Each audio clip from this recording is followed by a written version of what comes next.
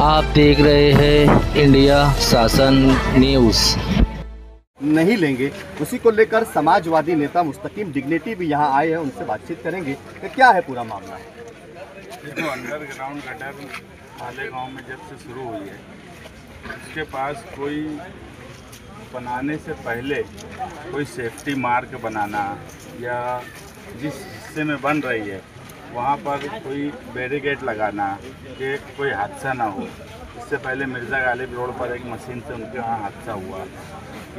कल एक नौजवान बच्चे की मौत हो गई। ऐसा बोला जाता है कि वो अकेला उनके घर में कमाने वाला था और कोई नौजवान उनके घर में नहीं है। कहीं ना कहीं अफसोस का मुकाम है, लेकिन अंडरग्राउंड गटर वाले के ऊपर कोई सख्त कार्रवाई नहीं होती।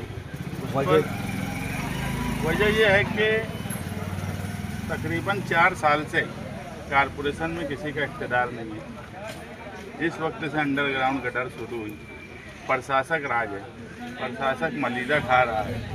उसके बाद जो ओहदे पर हैं आज, उनकी जिम्मेदारी है कि क्या हो रहा है क्या नहीं हो रहा है उस पर नज़र रखने की। आज हम लोग सिर्फ बात कर सकते हैं। अगर आज बॉडी होती तो कहीं ना कहीं महासभा में या दूसरे उसमें बातचीत की जा सकती है। सिर्फ मालेगांव शहर में बेवकूफ़ बनाने के लिए राउंड टेबल मीटिंग एक वो है कि राउंड टेबल मीटिंग हुई जिसका रिजल्ट ज़ीरो आता है। सही बात यह है कि अंडरग्राउंड गटर वाले के खिलाफ जिस ताकत से लड़ाई लड़ना चाहिए थी उस ताकत से कोई भी नहीं लड़ा। यानी इसमें ये नहीं है कि हमने बहुत ताकत से लड़ी, हमने भी नहीं लड़ी।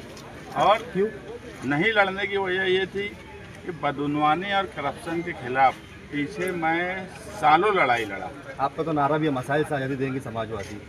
सालों लड़ाई लड़ा, लेकिन मैं ये चाहता था कि अगर मैं बदउनवानी और करप्शन के खिलाफ खामोश रहूँगा तो कौन बोलता, मुझे ये भी देखना था।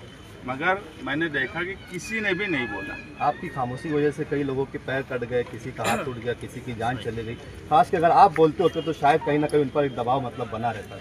मैं हमेशा से मैं बोला कि ये सोच की बात है। मैं ये भी माना कि जिस तरह से लड़ना चाहिए था, मैं कोई अपने आप को बेकसूर मान रहा हूँ ऐसा नहीं है कि नहीं मैं बहुत सही हूँ। मैं तो ये बात माना कि अंडरग्राउंड गटर वाले के खिलाफ जिस ताकत और शिद्दत से लड़ाई होना चाहिए थी, उसके टर्म और कंडीशन और उसकी शराइत को लेकर वो लड़ाई मैंने भी नहीं लड़ा। न सत्ता लड़ी ना अपोजिशन। हाँ, बिल्कुल सच बात है, क्योंकि हम बॉडी ख़त्म हो चुकी थी। मगर सियासी तौर पर हम इस शहर में जिंदा हैं और सियासी तौर पर अगर बॉडी नहीं भी है तो कोई ना कोई बात होना चाहिए। मगर मुझे भी एक चीज़ समझना थी कि अगर हम निहाली वर्कर बदउनवानी और करप्शन के खिलाफ नहीं बोलेंगे तो शहर का कौन सा सियासी लीडर करप्शन और बदउनवानी के खिलाफ बोलता। मगर किसी ने नहीं बोला। मगर कल जो हादसा हुआ वो इंतहाई अफसोसनाक हादसा है। हम आज ही रात में समाजवादी ऑफिस पर इस मामले में जिम्मेदारों की मीटिंग बुलाकर बड़ा फैसला करेंगे। अंडरग्राउंड गटर का जब कामकाज चल रहा था असम्बली इलेक्शन से पहले एमएलए मौसूफ ने कहा कि हम प्रेस कॉन्फ्रेंस लेकर बताएंगे कि कौन कौन इसमें ठेकेदार है, शहर में काम होने नहीं देंगे। फिर वो भी चुप हो गए, अपोजिशन भी चुप हो गया। कॉरपोरेशन ये बोलती हुई नजर आई कि वो हमारा संबंध नहीं है, बीएमसी का संबंध है। किसी ने आज तक अंडरग्राउंड गटर के कामकाज को लेकर कोई सवाल तक नहीं उठाया, कोई लेटर तक नहीं दिया, इसके ऊपर एक प्रेस कॉन्फ्रेंस तक नहीं की कि ये गलत काम हो रहा है। शहरियान ने आए दिन अपनी तकलीफों का इजहार मीडिया के जरिए, यूट्यूब चैनलों के जरिए, सोशल मीडिया के जरिए करती रही, लेकिन कोई उनके सवालों पर बात करता हुआ नहीं दिखाई दिया। देखो, कारपोरेशन ये अगर बोलती कि उसकी जिम्मेदारी नहीं है तो कारपोरेशन ही अथॉरिटी है जिसके अंडर में काम हो रहा है। मेन जिम्मेदार कारपोरेशन कमिश्नर इंजीनियर्स हैं। और जो मौजूदा एमएलए के बारे में बोले तो उनके बारे में मैं कुछ बोलना ही नहीं चाहता। इस वजह से अब नहीं बोलना चाहता कि हम सियासी लोग हैं, हम बोलेंगे तो लोगों को लगता है खिलाफ में ही बोला जा रहा। अब मालेगांव शहर में एक ऐसा माहौल बन गया है कि आम आदमी को भी अब समझ में आ गया कि मौजूदा एमएलए सही मायनों में अपनी पावर का किस तरह का इस्तेमाल कर रहे हैं। इसलिए अब आप देखेंगे कि आम आदमी मीडिया के ज़रिए, आपका चैनल है, दूसरे कई चैनल है, आम बातचीत में होटलों पर अब उनके खिलाफ और उनकी पावर का इस्तेमाल जिस तरीके से वो कर रहे हैं उसके खिलाफ बोलने लगी है, इसलिए अब मुझे ज़रूरत नहीं लगती कि मैं उनके खिलाफ कोई बात बोलूँ।